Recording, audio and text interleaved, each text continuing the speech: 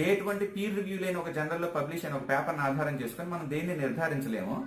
నిజానికి దానివల్ల ప్రభావం ఉండదన్న విషయం కొన్ని వందల మంది మీద టెస్ట్ చేసి అటువంటి పరిశోధన పత్రాలు చాలా ఉన్నాయి. అవి కూడా చాలా ప్రెస్టీజియస్ జర్నల్స్ లో పబ్లిష్ అయ్యాయి. అవన్నీ పీర్ రివ్యూడ్.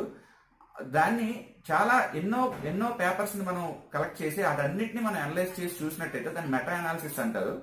దాని ఆధారంగా చూసినట్టయితే ఈ అమావాస్య వల్ల కానీ పౌర్ణం వల్ల కానీ ఎటువంటి ప్రభావం ఉండదు అని చెప్పి మీరు తేల్చారు. గుడ్. నేను కూడా అదే అడుగుతున్నానండి. మీరు ఏదైతే స్టాండర్డ్ దీనికి మీరు ఎక్స్పెక్ట్ చేస్తున్నారో అదే విధమైన స్టాండర్డ్ మీ నుంచి మేము మిగతా వాటికి కూడా ఎక్స్పెక్ట్ చేస్తున్నాం. ఇదే విధమైన స్టాండర్డ్ ప్రొసీజర్స్ తోని మీరు గర్భిణీ స్త్రీల మీద ప్రభావం ఉండదు అని నిరూపించండి. ఆహారం మీద ప్రభావం ఉండదని నిరూపించండి. మేము కూడా మీతో పాటు ప్రచారం చేస్తాం. అంతేగాని ఏ ఆధారం లేకుండా మీరు దీన్ని ఎట్లాగైతే మీరు తప్పు అంటున్నారో ఒకదాన్ని మీరు తప్పు పడుతున్నారు. అదే తప్పు మీరు మళ్ళీ చేస్తున్నారు. మీరు కూడా నిరూపించండి. ఎవరు నిరూపించద్దు అన్నారు? చేయండి. మీరు కూడా పరిశోధన చేయించండి. లేకపోతే